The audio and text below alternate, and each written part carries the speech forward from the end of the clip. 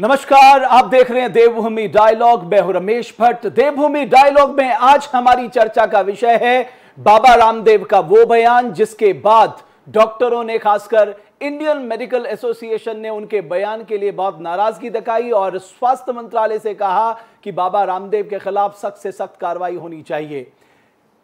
केंद्रीय स्वास्थ्य मंत्री ने हस्तक्षेप किया। उसके बाद बाबा रामदेव ने कहा कि उन्होंने एक व्हाट्सएप बयान पढ़ा है, लेकिन उसके बाद बाबा रामदेव यही नहीं रुके। उन्होंने 25 सवालों का एक पूरा पुलिंदा फार्मा इंडस्ट्री और डॉक्टरों के सामने रख दिया है और इसमें उन्होंने कई ऐसी बीमारियों का जिक्र किया और पूछा क्या मॉडर्न मेडिकल साइंस या एलोपैथी में इसका कोई स्थायी समाधान है, स्थायी इलाज है। ये जो एलोपैथ और आयुर्वेद के बीच अब एक खाई पड़ गई है और एक चर्चा का विषय बन गया है, इस पर आज है हमारी डिबेट। और इस पर चर्चा करने के लिए मेरे साथ दो बहुत ही खास मेहमान। मेरे साथ डॉक्टर महेश कुड़ियाल, जाने माने न्यूरो सर्जन सीएमआई अस्पताल से, और आयुर्वेदाचार्य राम कुमार वर्मा जी, दो खास मेहमान जुड़ चुके हैं। डॉक्टर कुड़ियाल, मैं शुरुआत आपसे करूंगा। बाबा रामदेव का यह कहना है कि साहब, एक वो डॉक्टर हैं जो बड़ी बड़ी डिग्री हासिल करते हैं, एक मैं डॉक्टर हूं जो बिना डिग्री के हजारों लाखों लोगों का इलाज कर रहा हूं, डिग्निटी से कर रहा हूं और लोगों को स्वस्थ कर रहा हूं। आप क्या कहेंगे? थैंक यू भट्ट जी, इस प्लेटफॉर्म पे मौका देने के लिए। और आई थिंक इसमें मुझे वीडियो कहीं यहाँ पे आ नहीं रहा आपका, मुझे आप कहीं दिखाई नहीं पड़ रहे हैं और पार्टिसिपेंट भी दिखाई नहीं पड़ रहे हैं कुछ इसमें। नहीं, आप बोलिए सर, मैं इसकी व्यवस्था करवा दूंगा। आप तब तक बोलिए। आपको मेरी आवाज आ रही है ना डॉक्टर कुड़ियाल? और डेफिनेटली आ रही। बिल्कुल, ये बहुत ही दुखद क्षण है हमारे लिए, न केवल मॉडर्न मेडिसिन वालों के लिए बट पूरे देश के लिए। हमारी कंट्री में वैसे तो खैर मुझे बहुत ज़्यादा सफाई देने की रामदेव को जरूरत नहीं है, लेकिन डेफिनेटली क्योंकि जो हमारी पब्लिक है, जो हमारा समाज है, वो बहुत जल्दी इन्फ्लुएंस हो जाता है ऐसे बाबा लोगों की किसी भी कथन से, और उनके माइंड बहुत जल्दी इस चीज़ को अपना लेता है कि शायद वो ठीक कह रहे होंगे। ये जो उन्होंने स्टेटमेंट दिया वो डेफिनेटली बहुत ही ज़्यादा इरिस्पॉन्सिबल स्टेटमेंट है और मुझे नहीं समझ जा रहा कि वो किस घमंड में है, किस एरोगेंस में है, क्या किस बेसिस पे सब कह रहे हैं। अगर आप उनका कोई भी अगर उनका बयान, पहले उन्होंने कहा मैं व्हाट्सएप से पढ़ रहा हूँ, उसके बाद उन्होंने मोबाइल नीचे रख के उन्होंने कहा कि लाखों लोग जो मरीज मरे हैं वो ऑक्सीजन के बिना जो मरे उससे ज़्यादा ऑक्सीजन देने के बाद मर गए हैं, जो हॉस्पिटल नहीं गए उससे ज़्यादा मरीज हॉस्पिटल में मर गए। ये ऐसा स्टेटमेंट है जो कि बहुत इर्रिस्पॉन्सिबल स्टेटमेंट मैं कहूँगा, और मैं कहूँगा कि सरकार इसका संज्ञान ले, एडमिनिस्ट्रेशन इसका संज्ञान ले। ये पैंडेमिक चल रहा है, हमारे पास प्रूव करने के लिए हमें कोई एग्जाम्पल देने की जरूरत नहीं है। साइंस ऑलरेडी अपने को प्रूव करती है। हमें साइंस इसलिए प्रूव करने के लिए हमें जरूरत नहीं है कि ये over the period scientific basis पे एक्वायर्ड नॉलेज है। डॉक्टर कुड़ियाल, एक बात तो आप मान लीजिए कि बाबा रामदेव आप लोगों से डरने वाले नहीं। आप कितना भी दबाव बनाएं, आप देखिए ना, उन्होंने कहा साहब व्हाट्सएप से बयान पढ़ा, उसके बाद फिर 25 सवालों का लिस्ट आप लोगों से पूछ ली उन्होंने। यानी आप लोग अगर ऐसा सोच रहे हैं कि वो आपसे डरेंगे, वो डरने वालों में तो नहीं है। उनको डराने का कुछ हम नहीं चाह रहे कि हम उनको डराएं या कुछ करें। हमें चाहते हैं कि लोग उनको पहचाने, उनकी असलियत पहचान लोगों के सामने है। That is more important then कि वो डरे। ऐसे लोग तो हमारे पूरे समाज में हैं, बहुत सारे लोग ऐसे होंगे। जो मनुष्य मॉडर्न मेडिसिन को इतनी गालियां दे रहा आज के दिन में, झूठे तथ्य कह रहा है, झूठे जो ही कैन नेवर प्रूव, और उसके बाद जब बीमार पड़ता है तो अपने आप अस्पताल। वो क्या कह रहे हैं आप ये भी तो समझिए। वो कह रहे हैं हाइड्रोक्सीक्लोरोक्वीन फेल हो गई, रेमडेसिविर फेल हो गया, एंटीबायोटिक फेल हो गए, स्टेरॉइड्स फेल हो गए, प्लाज्मा थेरेपी आपने हटा दिए अपने ट्रीटमेंट में से, आइवरमेक्टिन, ये सारी फेविफ्लू, इन सब का उन्होंने जिक्र किया है। भाई वो भी तो यही सवाल कर रहे हैं कि भाई इनका आप क्या प्रयोग कर रहे हैं मरीजों के ऊपर। Absolutely wrong. देखिए भट्ट जी, ये तो आप भी जानते हैं कि नया वायरस है। इसने इंडिया में नहीं पूरे वर्ल्ड में इसने तबाही मचाई है। आप इंडियन कंटेक्स्ट में देखें तो अगर आप कंपेयर करें वेस्टर्न कंट्रीज में, जहाँ की साइंस जो बहुत ज्यादा डेवलप है, उसमें कोई डिनाई नहीं कर सकता। आज अगर हमारी जो बीमारियां जिनको हमने आज कंट्रोल किया, चाहे पोलियो है, चाहे स्मॉल पॉक्स है, चाहे चिकन पॉक्स है, वो साइंटिफिक रिसर्च के बाद ही हो पाई है। इस चीज को हम डिनाई नहीं कर सकते कि आज हमारी जो लाइफ एक्सपेक्टेंसी जो 52 साल से लेकर और आज 70 to 80 ईयर्स तक गई है, वो साइंस की बेसिस पे गई है। बाबा के कहने से कुछ नहीं होता। हम साइंस को बिलीव करते हैं, हमने ये एक्सेप्ट करा है कि ये दवाई शायद उतनी इफेक्टिव नहीं है। एब्सोल्यूट आज भी कोई फैक्ट नहीं है, हमेशा ये प्रैक्टिकल होते रहेंगे, आगे भी होते रहेंगे। अगर डॉक्टर साहब बाबा के कहने से कुछ नहीं होता तो बाबा ने हजारों करोड़ों का साम्राज्य ऐसे तो खड़ा नहीं किया है। बस सर उसको वो इन्हीं बातों से उन्होंने खड़ा किया सर। उन्होंने पब्लिक को बहकावे में बहका के झूठे स्टेटमेंट देके समाज में हमारी कंट्री में इलिटरेसी रेट बहुत ज्यादा है, और हमारे अगेंस्ट एस्टेब्लिशमेंट जो चीज जो ऑलरेडी एग्जिस्टिंग है, एक नेचुरल होता है कि उनके अगेंस्ट थोड़ा लोगों की एक वेव रहती है। और सबसे बड़ा साम्राज्य तो उनका इसी हरिद्वार में है, जहां आप और हम बैठ के बात कर रहे हैं, इसी राज्य में बात कर रहे हैं। इसीलिए हम अपनी आवाज उठा रहे हैं। आपने आज तक कभी हमको ऐसे देखिए, बहुत सारे स्टेटमेंट आए एलोपैथी के अगेंस्ट, इक्के दुक्के आते हैं, डेफिनेटली लोगों की डिफरेंस ऑफ ओपिनियन हो सकता है। इस पेंडेमिक में मैं ये कहने का मतलब है कि जिस पेंडेमिक में अगर हम एक छोटी सी चीज अगर कह देते हैं तो हमारे ऊपर केस हो जाता है। उस बाबा रामदेव ने ही has been doing this for years, आज नहीं कर रहा हो। आज से आप पत्रकार हैं, आपको पता होगा कि आज से करीबन 8-10 साल पहले उसने एक टैबलेट लेके आए थे बाबा रामदेव, जिसमें वो लिखा था उन्होंने कि पुत्र जैविक औषधि, मतलब इस औषधि को खाने से पुत्र होंगे। इस कंट्री में उस पर कोई एक्शन नहीं हुआ। अगर कोई एलोपैथी डॉक्टर ऐसी बात भी कर दे तो उस पर केस हो जाएगा। बाद में उन्होंने क्या सफाई दी कि नहीं, ये तो मैंने ये कहा था कि इसमें बच्चे होने, इस दवाई को खाने से बच्चे होने की संभावना ज्यादा रहती है, पुत्र या पुत्री के बारे में नहीं कहा था, जबकि उसके बाहर रैपर में लिखा हुआ कि पुत्र जैविक औषधि। तो इनकी बातों को आप कैसे विश्वास कर सकते हो? मैं तो चाहूंगा कि मीडिया को सबसे पहले उनको कॉन्फ्रेंट करना चाहिए कि आप स्टेटमेंट देते हैं, अगले दिन बदल जाते हैं। 1 साल पहले कोरोना लेके आए थे, पूरे प्लेटफॉर्म पे लेके आए थे, मीडिया के सामने लेके आए थे, और उनके स्टेटमेंट थे क्लियर कट। नहीं, जब वो कोरोना लेके आए थे, आपने देखा था ना, केंद्र सरकार के 2 कद्दावर मंत्री उनके साथ अगल बगल बैठे थे जब वो प्रेस कर रहे थे। इसी राजनीतिक, तो आप इससे उनकी ताकत का अंदाजा लगा सकते हैं। राजनीतिक उस ताकत का उसकी वजह से सफर कर रही है हमारी कंट्री। हमारी राजनीतिक प्रायोरिटीज की वजह से ही हमारा देश सफर करता है। अगर वो लोग भी जानते हैं, डॉक्टर हर्षवर्धन भी जानते हैं कि गलत है, लेकिन उनकी अपनी पॉलिटिकल प्रॉब्लम्स है, उनकी अपनी पॉलिटिकल थिंकिंग अलग है। पर ये डेफिनेटली आप भी रियलाइज करते होंगे, एक स्टेटमेंट उन्होंने दिया था कि 1000 डॉक्टर डबल वैक्सीन लगाने के बाद ही मर गए। ये क्लियर कट झूठा स्टेटमेंट है। आप 200 डॉक्टर नहीं दिखा सकते हैं जिनकी डबल वैक्सीनेशन हो गई है और उनकी डेथ हो गई है। मैं समझता हूं कि मेरी नॉलेज में पिछली पैंडेमिक में जब पिछली बार जो लास्ट ईयर हुआ था 750 डॉक्टर्स की डेथ हुई थी, इस वाले पैंडेमिक में रफली 450 डॉक्टर की डेथ हुई। मेरे साथ राम कुमार वर्मा जी भी हैं। वर्मा जी, आपको क्या लगता है कि ये जो बाबा रामदेव कह रहे हैं कि साहब उन्होंने अपने 25 सवालों में एक सवाल ये भी रखा है साहब, कि 23वां सवाल है वो, कि एलोपैथी और आयुर्वेद के आपस के झगड़े को खत्म करने की फार्मा इंडस्ट्री के पास कोई दवा है तो बताइए। आपको लगता है ये लड़ाई बाबा रामदेव और आईएमए के बीच नहीं है या एलोपैथी के बीच में नहीं है, ये लड़ाई आयुर्वेद और एलोपैथी के बीच में है? देखिए, मैं किसी लड़ाई झगड़े की बात नहीं करूंगा। मैं ये मानता हूं कि एलोपैथ अपनी जगह और आयुर्वेद अपनी जगह, दोनों ही लोगों की चिकित्सा के लिए सहायक पद्धतियां हैं। लेकिन मैं एक बात जरूर कहूंगा कि आयुर्वेद का इतिहास इतना पुराना है कि उसकी कोई गिनती किसी के पास नहीं है। अभी पाकिस्तान में खुदाई के दौरान पुरातत्वविदाओं को एक खोपड़ी मिली थी, जिसका एनालिसिस करने के बाद ये पता चला कि इस खोपड़ी का ऑपरेशन हुआ था 5000 साल पहले। तो सुश्रुत में ऑपरेशन भी है। आईएमए ने पहले हम लोगों को जो शल्य चिकित्सा के लिए 58 तरह की सर्जरी के लिए मौलिक अधिकार दिए थे, उन पर भी उंगली उठाई गई। मेरा कहने का मतलब सिर्फ यह है, दोनों पद्धतियां अपनी अपनी जगह सही है। हमको साइंस की भी जरूरत है, ऐसा नहीं है कि हमको साइंस की जरूरत नहीं, हमको विज्ञान की जरूरत नहीं है, ऐसा नहीं है। अभी हमारे शहर जो आपके साथ बैठे हैं डॉक्टर साहब, इनको मैं नमस्कार करता हूं, इन्होंने कहा कि बाबा रामदेव एक दवाई लेकर आए थे जिसका नाम पुत्र जैविक था। पुत्र जैविक नहीं है, उसका नाम पुत्र जीवक है। वो संतान पैदा कराने में सहायक हो सकती है, लेकिन मैं ये बात नहीं बोलूंगा कि वो पुत्र पैदा कराने में सहायक हो सकती है। ये साइंस के खिलाफ है। मैं साइंस को मिलाकर चलने वाला आदमी हूँ, मैं एक तरफा बात बिल्कुल नहीं करूंगा। तो लेकिन हाँ, पुत्र जीवक से आप ये कह रहे हैं कि बाबा रामदेव आयुर्वेद को सामने रखकर अपनी ब्रांडिंग कर रहे हैं, अपने साम्राज्य को आगे बढ़ा रहे हैं।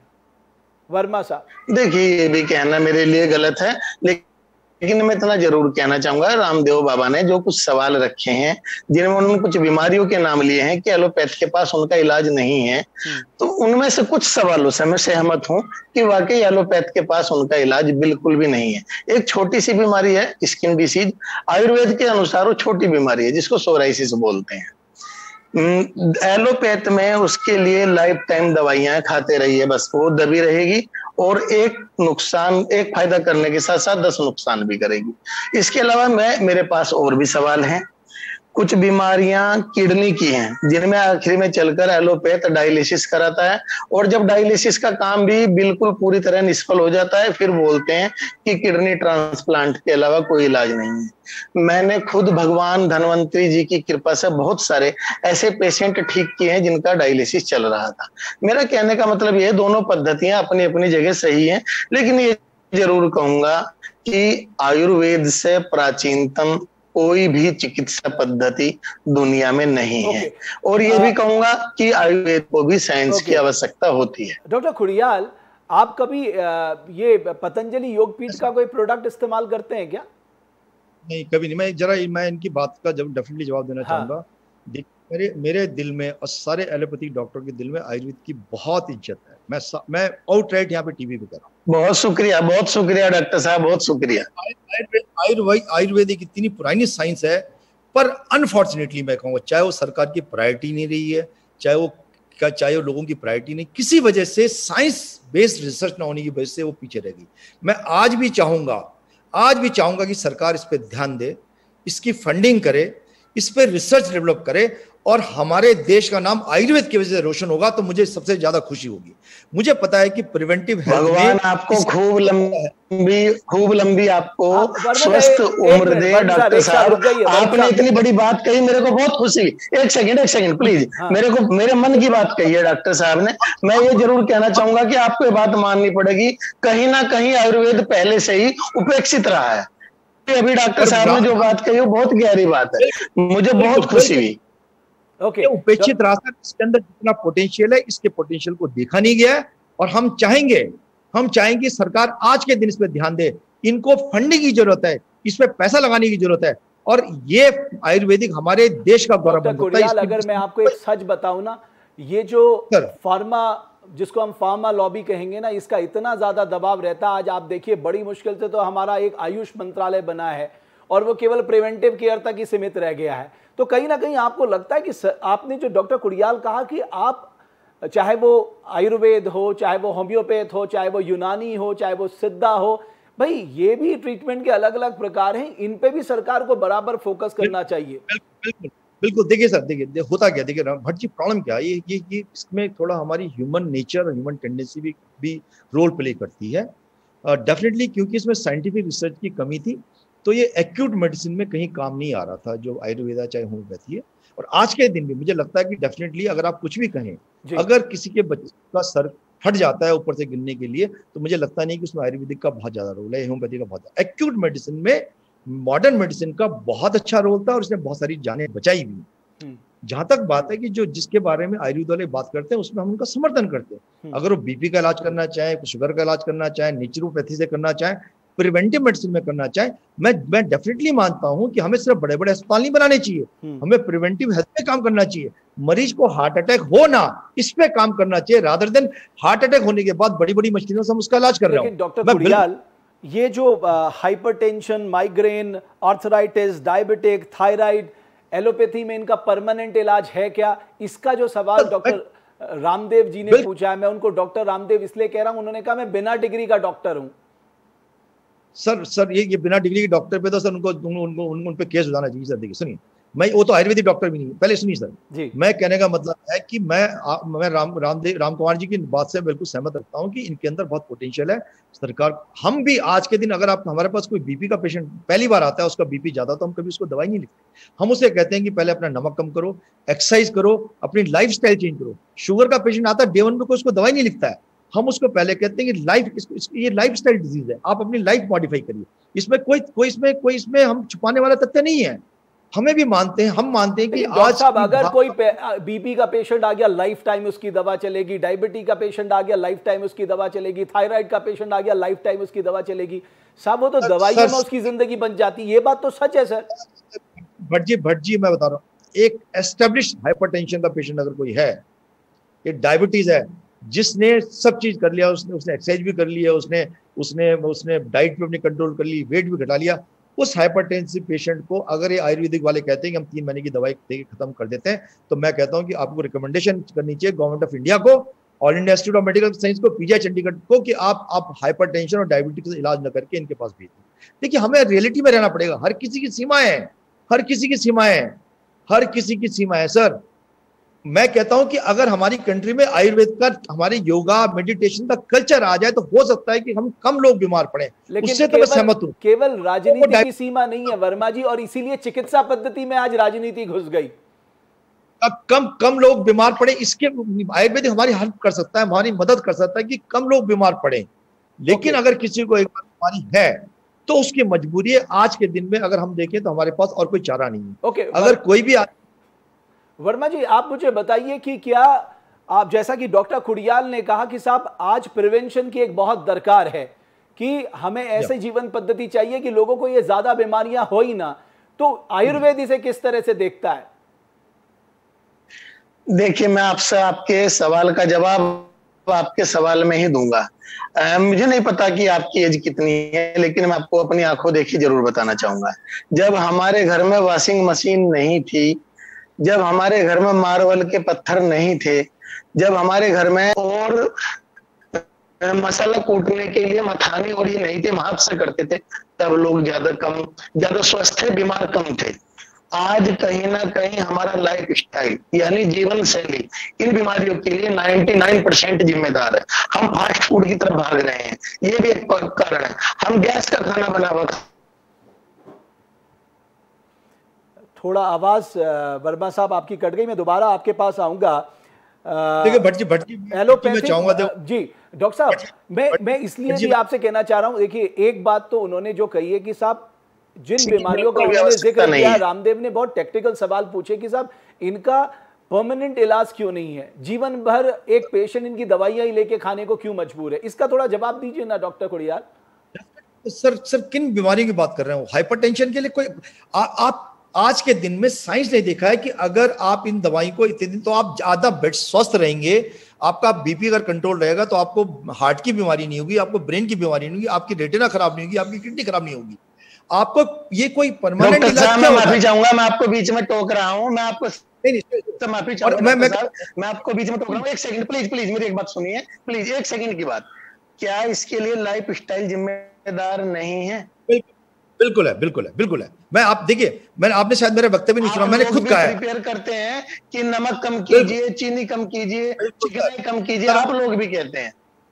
सर मैं तभी तो कह रहा हूँ कि मेरा वक्तव्य था कि जब मेरे पास पहली बार हम कोई हाइपरटेंशन का पेशेंट देखते हैं तो हम उसको पहले कहते हैं कि खुशी हुई जो आपने अभी शब्द कहे हैं, मुझे खुशी हुई। आपने बिल्कुल साफ सुथरे अक्षरों में कहा कि हम दवाई के बिना भी ठीक करने की कोशिश करते हैं। हम उनको सलाह देते हैं कि नमक कम कीजिए, चीनी कम कीजिए, दौड़िए, चलिए, घूमिए, आप भी सलाह देते हैं। प्रिवेंटिव मेडिसिन का सर हमारी कंट्री में प्रिवेंटिव मेडिसिन की कोई बात ही नहीं करता। हमें बीमारियों को पैदा होने से रोकने ज्यादा जरूरत है, रादर देन उसको गंभीर होने के बाद उसका इलाज करने की जरूरत है। हम अगर प्रिवेंटिव हेल्थ पे करें, और उसमें आयुर्वेद का डेफिनेटली रोल है। पर भट्ट जी मैं चाहूंगा, आप ये लड़ाई आयुर्वेद और एलोपैथिक के बीच में नहीं है। आज हमने कभी ये नहीं कहा है कि आयुर्वेदिक, उसकी अपनी सीमा है, उनकी अपनी लिमिटेशंस है, हमारी अपनी लिमिटेशंस है। ये लड़ाई बेसिकली इस बात की है कि जो रामदेव का जो तरीका है, और रामदेव ने खुद कहा है कि मैं कोई आयुर्वेदिक डॉक्टर नहीं हूं, कैसे वो दवाइयां बना सकता है, कैसे वो दवाइयां बेच सकता है। दूसरा, उनका किसी दूसरी पद्धति का बिल्कुल मजाक उठाना, और मजाक भी इस पेंडेमिक में करना, जबकि एक छोटी छोटी चीज इतनी सेंसिटिव हो जाती है। इस पेंडेमिक में इतने डॉक्टर्स की जान गई है, हर परिवार में, पड़ोस में, आसपास में, रिश्तेदारी में किसी न किसी की जान गई है, और ऐसे टाइम पे इतना भद्दा मजाक करना, तो मेरी समझ से ये कोई सही दिमाग वाला आदमी नहीं कर सकता। आई थिंक उनको अपने दिमाग का चेकअप कराना चाहिए, किसी साइकियाट्रिस्ट की हेल्प लेनी चाहिए। नहीं वो तो कह रहे ये लड़ाई ये लड़ाई नहीं है। आपको एक बात तो समझनी होगी डॉक्टर खुडियाल की, रामदेव बहुत सोच समझ के ये बात कह रहे हैं। अगर वो आप लोगों से झगड़ा मोल ले रहे हैं तो कहीं ना कहीं उनको भी मालूम होगा वो किस लॉबी से टकरा रहे। सर वो सोच समझ के बात करते तो माफी ना मांगते, वो माफी मांगते तो ये कह देते मैं अपनी बात पर अड़ी हूं, वो प्रूव कर दे कि 2,000 मरीज 2 डोज वैक्सीन लगने के कहां मरे, प्रूव करके दिखा दें। वो कोरोना कहते हैं ये क्योर है और अगले दिन कहते हैं इम्यून बूस्टर। ये झूठे आदमी क्या बात कर रहे हैं सर आप भट्ट जी, आप देखिए। आज जो लाखों लोग कोरोनिल का इस्तेमाल कर रहे हैं उनके लिए आप क्या कहेंगे?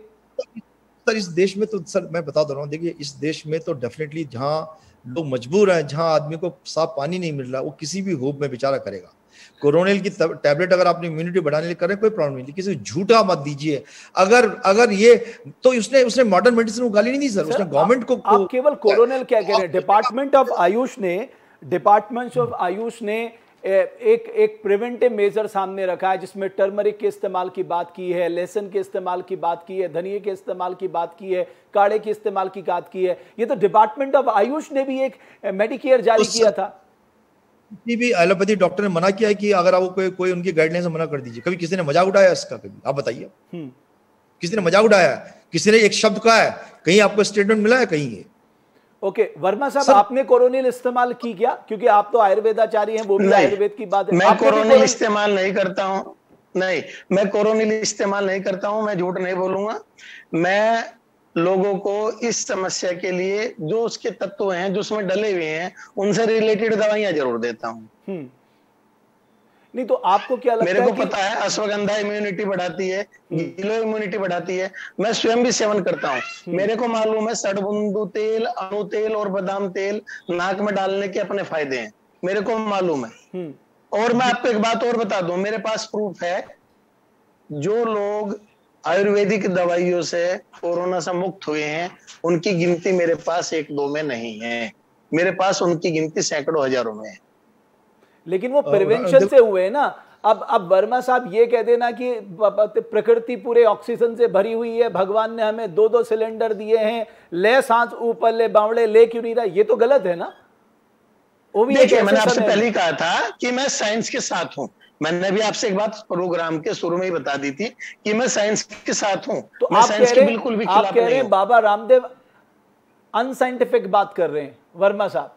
देखिए मैं किसी पर उंगली नहीं उठाऊंगा, मैं इसको राजनीतिक अखाड़ा बिल्कुल बनाने के मूड में नहीं हूं। मेरा ध्येय सिर्फ ये है कि दोनों पद्धतियों का अपना अलग स्थान है। हमें एलोपैथ की भी जरूरत है बहुत सारी जगह, जैसे अभी भी डॉक्टर साहब ने बताया कि कोई ऊपर से गिर गया, उसका सर फट गया, उसमें सिलाई हमको लगानी पड़ेगी। लेकिन सिलाई लगाने के लिए हमको बहुत होशियार, बहुत समझदार, डिग्री वाले डॉक्टर की आवश्यकता होगी। ऐसा नहीं कि हम मोची से सिलवा ले उसको, ये नहीं मैं कहूंगा बिल्कुल भी नहीं। तो आपको क्या लगता है कि कम से कम अब जब हम एक पेंडेमिक का शिकार हुए हैं, हमें आयुर्वेद को आगे बढ़ाना चाहिए या जो हमारी दूसरी वैकल्पिक चिकित्सा पद्धति है उन पे आगे बढ़ना चाहिए? वर्मा साहब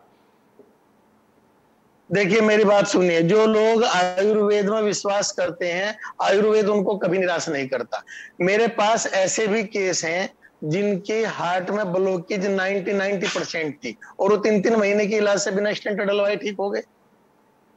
जिनको डॉक्टर ने स्टेंट बोल दिया, डॉक्टर कुड़ियाल आप ये बात विश्वास करेंगे कि इस लेवल में जाकर आपके ब्लॉकेज हैं और आप बिना स्टेंट डाले या बिना एंजियोप्लास्टी के ठीक हो जाएंगे? डॉक्टर कुड़ियाल सुन लीजिए, मैं आपको पहले बता दी कि आपको समझना पड़ेगा। पहले बेसिक साइंस अगर नहीं समझेंगे तो आप तब तक आप इस बहस पे करते रहेंगे।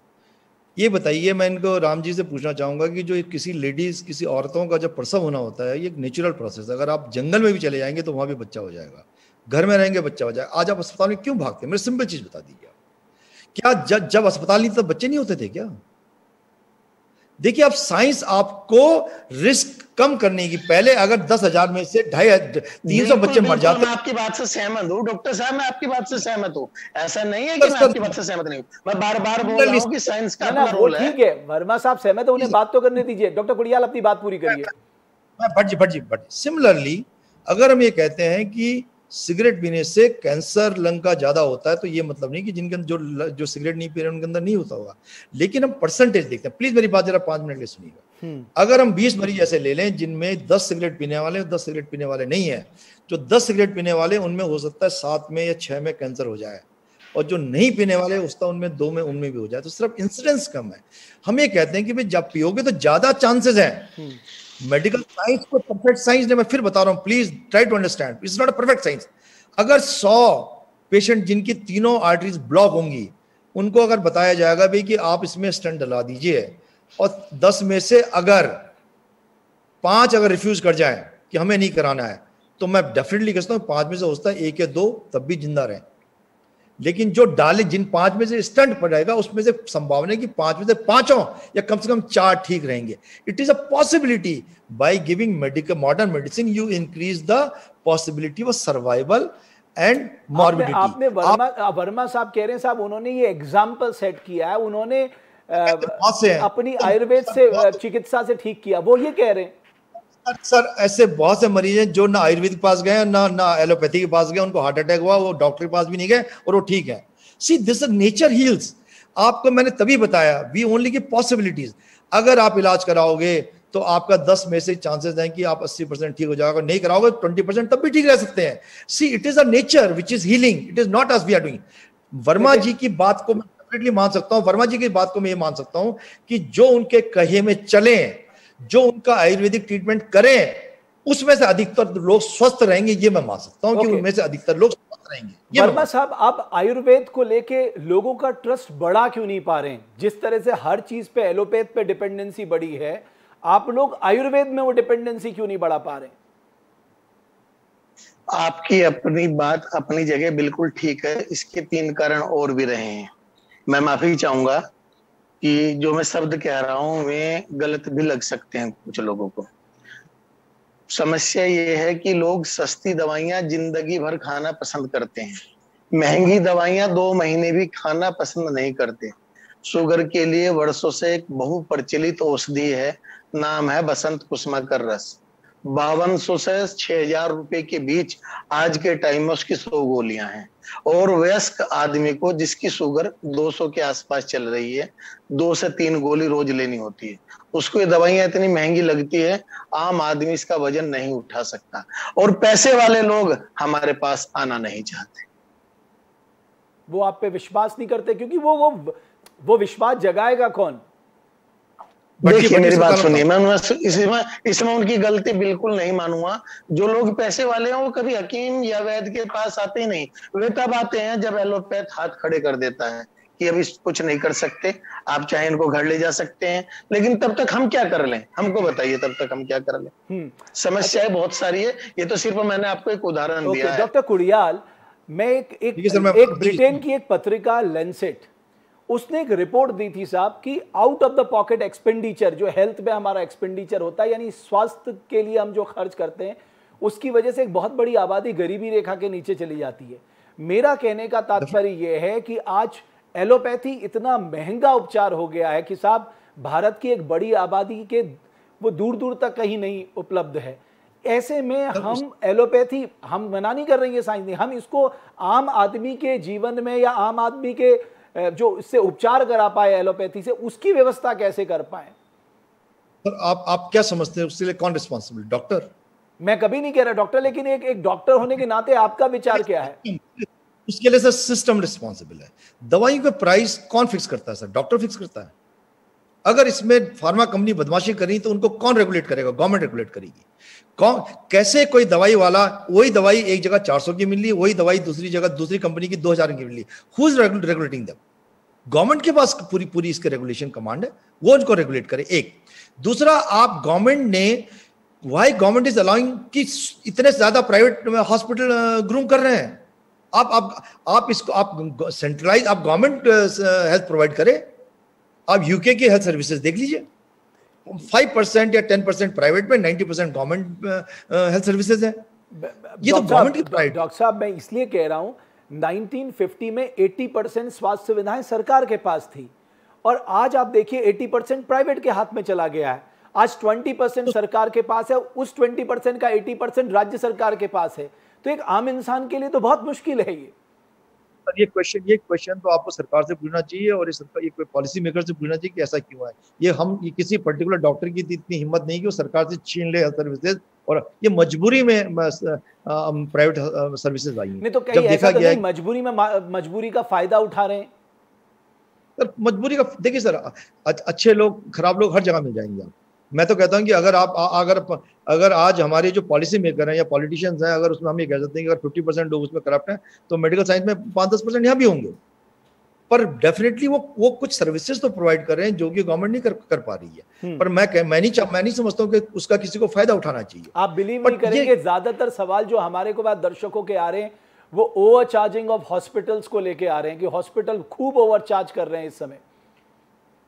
देखिए सर, मुझे पता नहीं कहाँ की वो बात कर रहे हैं, लेकिन गवर्नमेंट ने पैकेजेस बना रखे हैं कोविड के, आप इससे ज्यादा चार्ज नहीं कर सकते। आई डोंट थिंक कि देखिए जिस डॉक्टर हॉस्पिटल या जिस डॉक्टर के दिमाग में बेईमानी बसी होगी उसको आप उसको आप रोक नहीं सकते, वो अपने रिस्क पे कर रहा है। लेकिन हम लोग बाउंडेड हैं गवर्नमेंट रेगुलेशन से। उन्होंने पैकेज बनाए हैं कि आईसीयू वाले पेशेंट से कितना लेना, और आई थिंक वो भी थोड़ा इम्प्रैक्टिकल है। देखिए मैं सब बताना चाहूंगा, वो इम्प्रैक्टिकल है, पर ठीक है, अगर गवर्नमेंट ने कहा है कि आपको ऐसे इनको कोविड पैकेजेस करने हैं तो डेफिनेटली वो हो रहा है। और आई थिंक अगर आप उससे बाहर जाओगे तो सरकार आप एक्शन लेगी। तो मैंने खुद पढ़ा है कि दिल्ली में कोविड के पेशेंट्स के बिल जो 4 लाख 5 लाख में आ रहे हैं, वो डिपेंड करता है कि पेशेंट कितने दिन अस्पताल में रहा, लेकिन उनके जो पैकेजेस हैं उससे बाहर शायद कोई अस्पताल जा नहीं सकता, जो गवर्नमेंट के खुद पैकेजेस दे रखे हैं कोविड के लिए। माइल्ड होगा, मॉडरेट। आपको लगता है कि जो एलोपैथिक साइंस को मानने वाले हैं, मैं आपकी तारीफ करूंगा कि आपने आयुर्वेद को लेकर अपनी भावनाएं स्पष्ट की, लेकिन अमूमन जो एलोपैथी को मानते हैं वो आयुर्वेद को बहुत जिसको कहते हैं कि बहुत अलग नज़रों से देखते हैं, वो उसको बहुत ज़्यादा महत्व नहीं देते। और यही कारण है कि आपने ज़रूर कहा कि साहब आयुर्वेद और एलोपैथी के बीच झगड़ा मत कराइए, लेकिन ये झगड़ा इसी बात को लेकर है कि मेरी साइंस सबसे ऊपर है, तुम्हारी साइंस कुछ नहीं है। देखिए सर, उसका रीजन बताऊँ मैं आपको। उसका रीजन उसमें आई थिंक फिर मैं एक कहूँगा इसका रीजन ना तो आयुर्वेदिक डॉक्टर की उसमें कोई गलती हुआ क्या कि जब ये एजुकेशन सिस्टम, जब आयुर्वेदिक जो डॉक्टर्स बन रहे हैं, अगर आप उनके कॉलेज में देखे चले जाएँ, वहाँ फैकल्टी नहीं है, वहाँ पे इंस्ट्रूमेंट्स नहीं है, किसी तरह वो बेचारे 4-5 साल अपनी डिग्री लेते हैं, और जब वो बाहर आते हैं तो देखते हैं कि प्रैक्टिकली इसका तो हमारे पास ग्राहक ही नहीं जाता। तो क्या करते हैं कि वो एलोपैथी प्रैक्टिस करने लगते हैं, वो एलोपैथी प्रैक्टिस करने लगते हैं। और ऑब्वियसली जब वो एलोपैथी प्रैक्टिस करते हैं, मैं मानता हूँ बेचारे बहुत सज्जन लोग होते हैं, बड़ी मेहनत करते हैं, कोशिश करते हैं कि किसी तरह वो अपनी जीविका चला सके। लेकिन इतना तो पक्का है कि उन्होंने अपने आयुर्वेदिक मेडिसिन पढ़ी है, और जो मॉडर्न मेडिसिन वो प्रैक्टिस कर रहे हैं वो किसी नर्सिंग होम में काम किए, किसी डॉक्टर साथ में काम करके करते हैं, तो सो उनके लिमिटेशंस रहती हैं। जब कोई मरीज उनके पास जाता है तो ऑब्वियसली वो लिमिटेशंस है, वो उनका पूरा ज्ञान नहीं होता, तो कहीं ना कहीं कोई ना कोई गलती कोई ना कोई डॉक्टर शायद पकड़ लेता है। तो इस वजह से कुछ डॉक्टर हो सकता है कहें कि भाई आपने उनसे क्यों इलाज कराया। जैसे आजकल आपने देखा होगा स्टेरॉइड बहुत चल रहा है। मैं खुले यहाँ पे प्लेटफॉर्म पे कर रहा हूँ कि जो मैक्सिमम स्टेरॉइड दिए जाते हैं वो प्राइवेट प्रैक्टिशनर से ही द्वारा ही दिए जाते हैं। उनको एक डर रहता है कि अगर मैंने इस मरीज को 2-3 दिन में ठीक नहीं किया तो ये फिर मेरे पास नहीं आएगा। आप मॉडर्न मेडिसिन वाले से किसी के प्रिस्क्रिप्शन में स्टेरॉइड देख ही नहीं सकते, क्योंकि स्टेरॉइड एक ऐसी चीज ये तो सर गलत है ना। फिर आप एक तरह का प्रयोग करने लग गए बॉडी में। कौन प्रयोग कर रहा है? हम नहीं कर रहे सर प्रयोग। मैं कह रहा हूँ, उनके कह रहा हूँ, वो मैं कह रहा हूँ कि जो प्राइवेट प्रैक्टिशनर है, और ये प्राइवेट प्रैक्टिशनर जिनको आज समाज में झोला छाप कहते हैं, उसमें बेचारे आयुर्वेदिक डॉक्टर फंस गए। इनफैक्ट जो झोला छाप डॉक्टर्स कौन से हैं? जो आपने देखा होगा जो बंगाली डॉक्टर और जो फार्मासिस्ट और जो वार्ड वाइज जो कहीं किसी अस्पताल में काम करते हैं और वहां नौकरी छोड़ के किसी मोहल्ले में बैठ के डॉक्टर लिख के प्रैक्टिस करने लगते हैं, वो लोगों की जान के लिए खतरा है। आयुर्वेद का डॉक्टर 5 साल उसने कम एनाटॉमी फिजियोलॉजी पढ़ी है, पर उसकी बेचारे की मजबूरी हो गई है कि उसको अपना के लिए मॉडर्न मेडिसिन की प्रैक्टिस करनी पड़ती है। अच्छा वर्मा जो कि गलत। बिल्कुल वर्मा साहब, आप बहुत संतुलन में चल रहे हैं। आप ये मानेंगे कि रामदेव जी के पक्ष में भी आप ये मानेंगे कि साहब रामदेव जी को अनसाइंटिफिक बातें करने का कोई अधिकार नहीं है, और इस तरह से किसी साइंस को चैलेंज करने का अधिकार नहीं है, और इस तरह से एक उन्होंने ऐसी बहस को जन्म दे दिया, वो भी एक ऐसे समय में जब लाखों डॉक्टर जो हैं अपने जीवन को दांव में लगाकर आज कोविड पेशेंटों को ठीक करने में लगे हुए हैं। मैं आपकी बात से पूरी तरह इत्तेफाक रखता हूँ। वास्तव में मैं ऐसे डॉक्टर्स को भी जानता हूँ जो अपना खाना पीना, बीवी बच्चे, सुख चैन नींद, भूख प्यास सब कुछ छोड़कर कोविड पेशेंट की हेल्प में लग रहे हैं। मैं किसी को भी दोषी नहीं ठहराऊंगा। अगर कोई इस तरह की बात करता है तो ये इसकी अपनी मानसिक बात है, मैं उसको क्या कह सकता हूँ। मैं उन कोरोना योद्धाओं को सलाम करता हूँ जो लोग कोरोना में रात और दिन जी जान से लगे हुए हैं, चाहे वो आयुर्वेदिक डॉक्टर हो या एलोपैथिक डॉक्टर। अच्छा वर्मा साहब, ये बताइए, आप भी आयुर्वेद को जानते हैं, बाबा रामदेव भी आयुर्वेद के महत्व को जानते हैं, आप ऐसा क्या नहीं कर पाए जो बाबा रामदेव ने कर दिया? यानी आप बहुत पिछड़ गए। विद्या तो एक ही थी ना। मैं इस बात पर कुछ कहकर नई बहस को जन्म देना नहीं चाहता हूं, बिल्कुल भी। बाबा रामदेव जी पूरी तरह सभी चीजों को स्वदेशी बनाने की फिराक में है और वो बना भी रहे हैं, और मैं इसे एक बहुत अच्छा कदम भी मानता हूं। मैं ये नहीं कह रहा हूं कि वो गलत कर रहे हैं। उनकी फैक्ट्री में सभी तरह की जो जीवनोपयोगी चीजें हैं सभी बन रही हैं और लोग उनसे लाभ भी ले रहे हैं।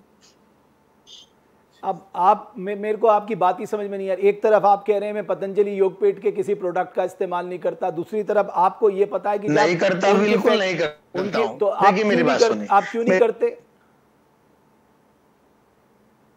भाई? वो भी तो आयुर्वेदिक की दवा बना रहे हैं ना। ओके डॉक्टर खुड़ियाल, मैं अब आता हूं कि आवाज करके। डॉक्टर खुड़ियाल, बहुत सीरियस नोट में मैं आपसे ये जानना चाहता हूं कि साहब the health scenario of this country, इस पे आपको लगता है कि साहब आप बहस करने की जरूरत है साहब? क्योंकि आपको इस पेंडेमिक ने एक बात तो बता दी है कि आपका हेल्थ सेक्टर बहुत क्रूशियल है, आपको अपने हेल्थ सेक्टर में ज्यादा रिसोर्सेज झोंकने होंगे, आपको ज्यादा मैन पावर लानी होगी, आपको ज्यादा रिसर्च पे खर्च करना होगा।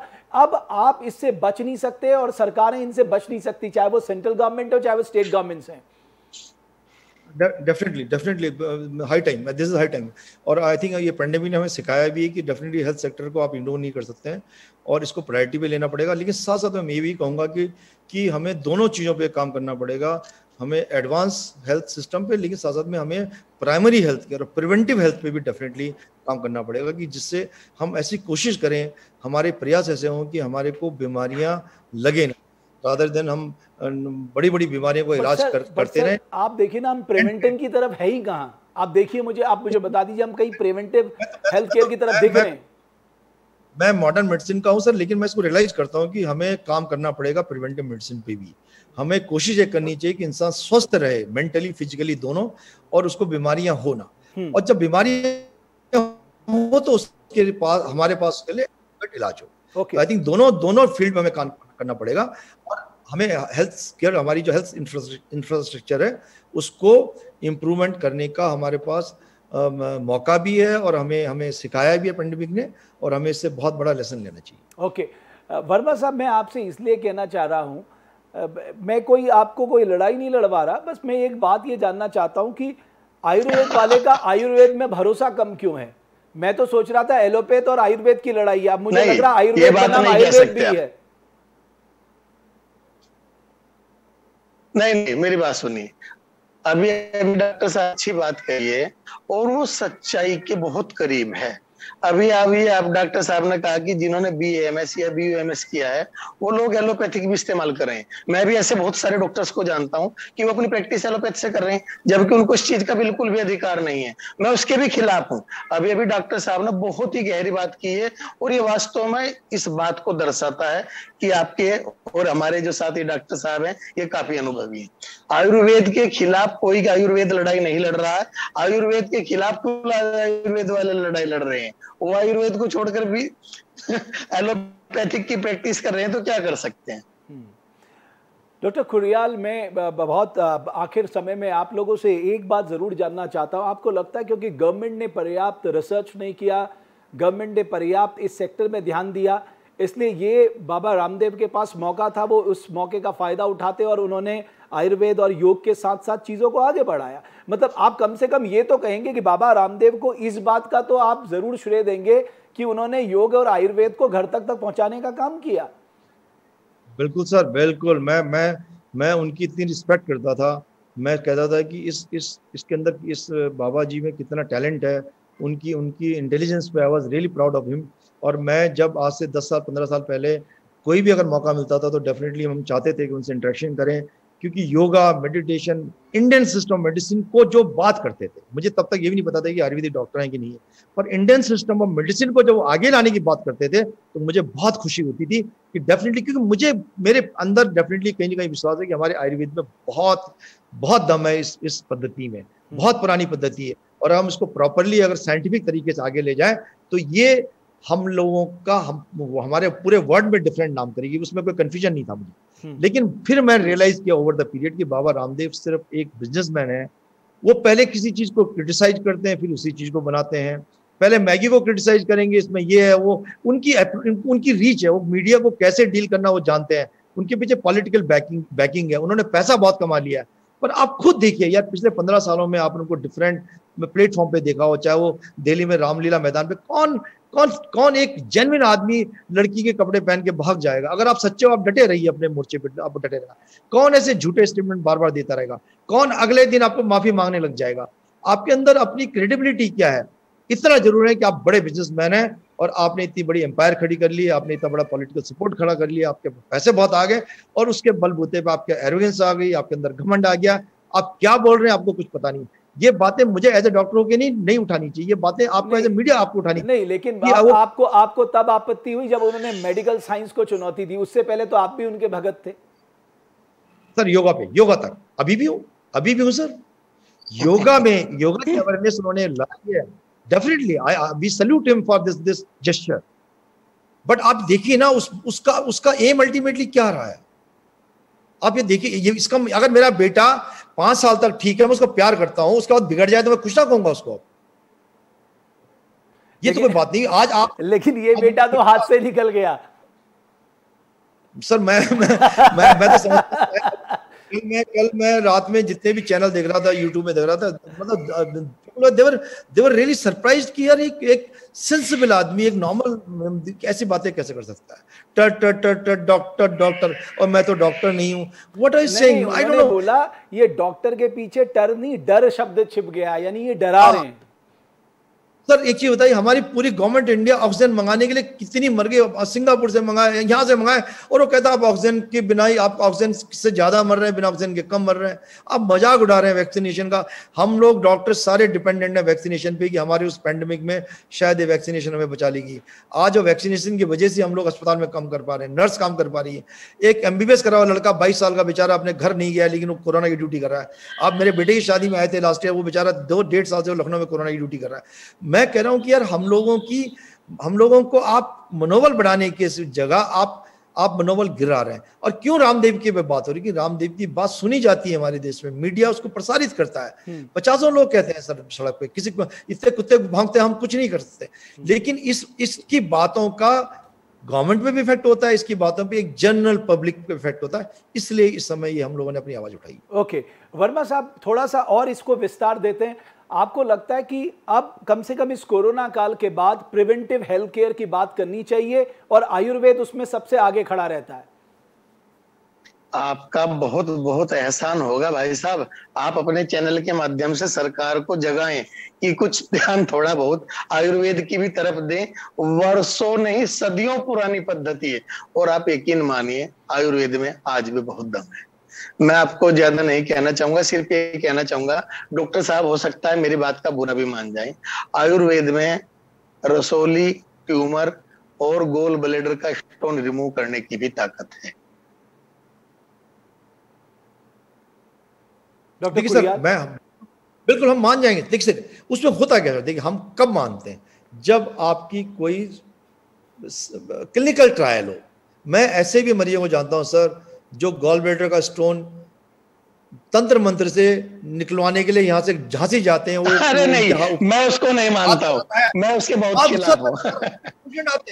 पेशेंट आते हैं और मैं वो भी मरीज आपको दिखा सकता हूँ कि जो डॉक्टर रामदेव के यहाँ कैंसर का इलाज कर रहे थे, वो फिर एंड टाइम पे आते हैं और फिर कहते हैं साहब तो फंस गए थे, क्या करें। उन्होंने कहा बिल्कुल 100% ठीक है। रामदेव शब्दों से उनको बता रहे हैं, स्वामी रामदेव की कैंसर। देखिए चिकित्सा विज्ञान कभी भी 100% की गारंटी नहीं देता, चाहे वो आयुर्वेद हो चाहे वो एलोपैथ हो। मैं इस चीज के बहुत खिलाफ हूँ।